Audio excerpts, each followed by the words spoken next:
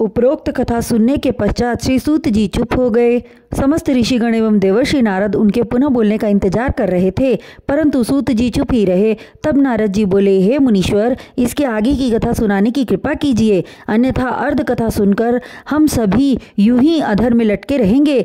जिस तरह महर्षि विश्वामित्र के तपोबल से सदैह स्वर्ग आरोहण को जा रहे महाराजा त्रिशंकु, जो कि इंद्रदेव के बल के प्रभाव से वापस धरती की तरफ लौटने लगे, तब विश्वामित्र जी उन्हें पुनः अपने तपोबल से स्वर्ग पहुंचाने का प्रयास करने लगे। इंद्र और महर्षि विश्वामित्र के युद्ध में त्रिशंकु अधर में ही लटके रह गए। सूत जी बोले, मैं जानता हूँ देवर्षि नारद कि आप बहुत ही वाक्पटु हैं। वाक चातुर्य, बातचीत की चतुरता कोई आपसे सीखे। तब नारद जी अति विनीत होकर बोले, हे महामुने, हम आपके सन्मुख कुछ भी नहीं हैं। आप साक्षात भगवत अमृत पिला रहे हैं। यह आपकी हम पर असीम अनुकंपा कृपा है। कृपा करके अपना प्रवचन जारी रखिए।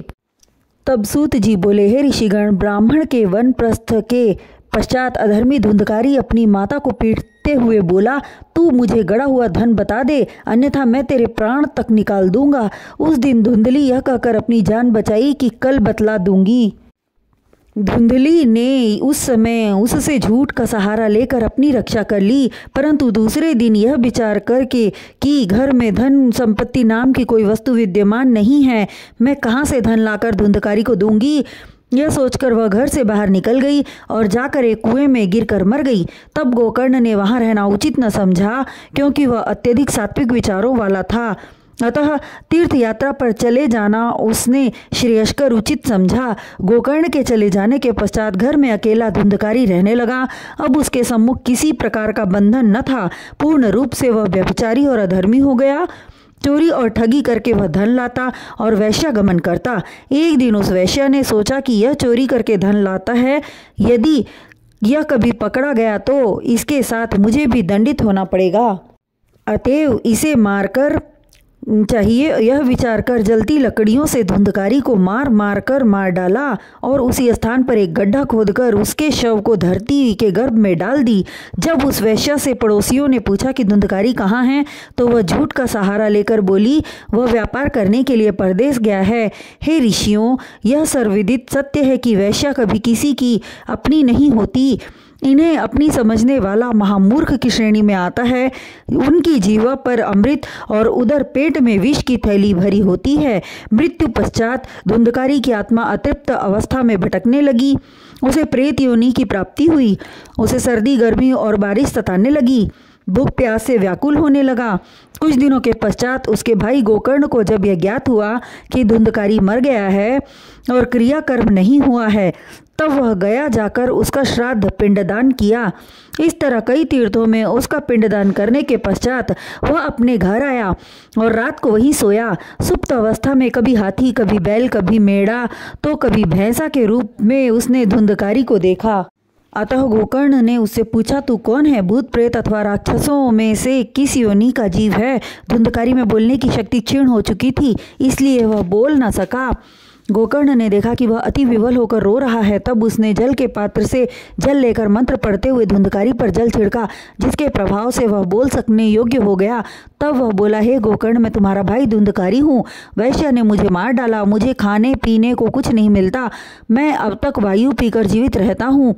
हे भाई, तुम किसी प्रकार मेरा उद्धार करो। तब गोकर्ण बोला, हे धुंधकारी, तेरे उद्धार हेतु मैंने सभी तीर्थों में जाकर तेरा श्राद्ध किया, फिर भी तुझे इस प्रेत योनि से मुक्ति न मिली। धुंधकारी विवल होकर बोला, मैं घोर पापी और अधर्मी होने के कारण हजारों श्राद्ध करने के पश्चात भी मुक्ति पद को प्राप्त न हो सकूंगा। अब तुम ही कोई उचित उपाय करो जिससे मुझे इस अधम प्रेत योनि से मुक्ति मिले। यह कहकर धुंधकारी वहां से चला गया। जब नगर के लोग धुंधकारी से भेंट करने आए तो सबको यथा योग्य सम्मान देने के बाद उसने पूछा, हे सज्जनों, मेरा भाई अपने नीच कर्म के कारण प्रेत योनि में भटक रहा है, उसके उद्धार का कोई उचित उपाय बतलाइए। वहां आए पंडितों ने कहा, हे गोकर्ण, तुम्हारे प्रश्न का उत्तर सूर्य देव ही बतला सकते हैं, अतः तुम उनके पास ही जाओ। उन पंडितों के प्रस्थान करने के पश्चात गोकर्ण सूर्य देव की आराधना एवं भजन चिंतन में लीन हो गया। उसकी भक्ति से प्रसन्न होकर सूर्य देव प्रकट हुए।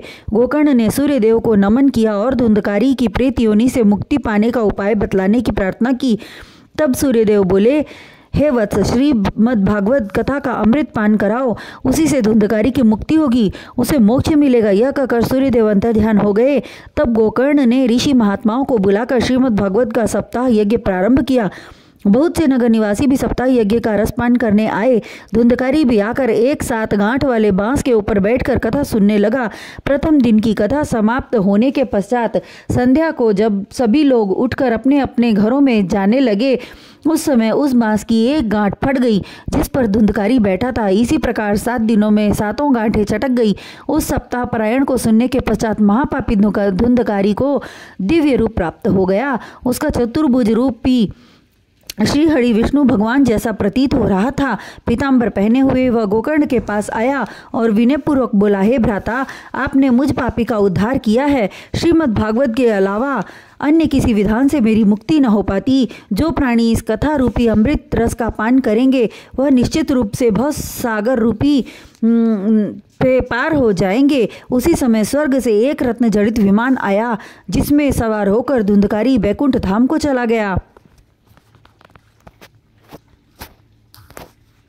धुंधकारी के स्वर्ग आरोहण के बाद गोकर्ण ने सूत जी से पूछा, हे ऋषिवर, मेरा भाई पापी होकर भी श्रीमद् भागवत सप्ताह सुनकर बैकुंठ पद को प्राप्त हो गया, इसमें कोई संदेह नहीं, परंतु यह कथा हम सबने सुनी है, फिर धुंधकारी ही क्यों उस अपूर्व सुख का पात्र बना, इसका क्या कारण है। तब वेद वेदांगों के गूढ़ ज्ञाता श्री सूत जी अपने मधुर स्वर में बोले, हे गोकर्ण, यह सच है कि यह धरती कर्म भूमि है।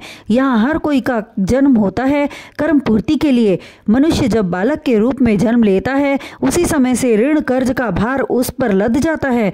हमें मालूम है कि आप सभी के मन में ऋण का नाम सुनकर एक प्रकार की उत्सुकता होने लगी होगी कि कैसा ऋण, जब हमने किसी से ऋण लिया ही नहीं तो ऋण कैसा। परंतु ऋण है, यह एक सत्य है। जिस माँ ने 9 मास तक तुम्हें अपने उदर में रखा, धरती पर आने के पश्चात तुम्हारे मल मूत्र तब साफ करती रही जब तक कि तुमने स्वयं अपनी देखभाल करने के लायक न हो गए, क्या यह ऋण नहीं है। किशोरावस्था तक पिता ने तुम्हारा भरण पोषण किया, क्या यह ऋण नहीं है। जब तुम विवाह योग्य हो गए तो उसी माता पिता ने तुम्हारा विवाह एक कुलीन परिवार की कन्या से कराया। विवाह के पश्चात पत्नी का ऋण रूपी भार तुम पर आ गया। तदनंतर पुत्र की उत्पत्ति हुई, अर्थात कर्म रूपी ऋण चक्र में मानव रूपी जीव जूझते जूझते एक दिन काल कवलित होकर मृत्यु को प्राप्त हो जाता है, परंतु भगवत भक्ति की तरफ ध्यान नहीं दे पाता। यही कलयुग की विशेषता है। जबकि यदि थोड़ा समय भी निकालकर सुदर्शनधारी त्रिलोक के तारणहार श्री कृष्ण जी की भक्ति में ध्यान लगावे तो निश्चित रूप से मनुष्य आने जाने के चक्र से मुक्त होकर गोलोक को चला जाए। किंतु थोड़ा सा भी समय निकाल पाना दुष्कर है, इसलिए कि 24 घंटे कलयुग सिर पर सवार रहता है। आप सभी लोग यही जानने को उत्सुक थे कि धुंधकारी को अकेले क्यों मुक्ति प्राप्त हुई। कथा सभी जन सुन रहे थे। तो हे गोकर्ण, कथा सुनने की भी कई विधियां हैं। यहाँ बैठे सभी जन मानस कथा अवश्य सुन रहे थे, परंतु उनके मन में स्थिरता न थी। कोई सोच रहा था कि इतनी देर में अब तक मैं बहुत धन कमा चुका होता, कोई अन्य किसी भावना के वशीभूत होकर कुछ अन्य ही सोच रहा था। किसी को पुत्र मोह सता रहा था तो किसी को अपना समय गंवाना व्यर्थ लग रहा था।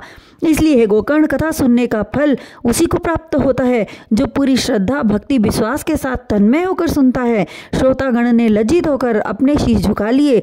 उन्हें अपने आप पर प्रायश्चित होने लगा कि हमने कथा ध्यान से क्यों न सुनी, किंतु उनके यह दुख ज्यादा दिन तक न रहे। श्रावण महीने में स्वयं गोकर्ण जी श्रीमद् भागवत रूपी अमृत वर्षा श्रोताओं पर किए। सबने ध्यान मग्न होकर रसपान किया। परिणाम स्वरूप स्वयं सुदर्शनधारी त्रिलोक को सुख देने वाले सुख सागर अपने दिव्य रूप में पार्षदों सहित प्रकट हुए। धरती अपने को धन्य समझने लगी। वरुण देव वायु में सुगंध भरकर प्रभु के तन को स्पर्श कर अपना जीवन धन्य करने लगे।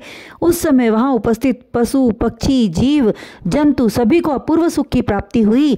अनेकों वर्ष तक जप ध्यान पूजा पाठ और दान धर्म करने से भी जो मनुष्य लीलाधर की अद्भुत छवि न देख पाया था, वह भी उन्हें देखने का सौभाग्य पाकर अपने को धन्य कर लिया।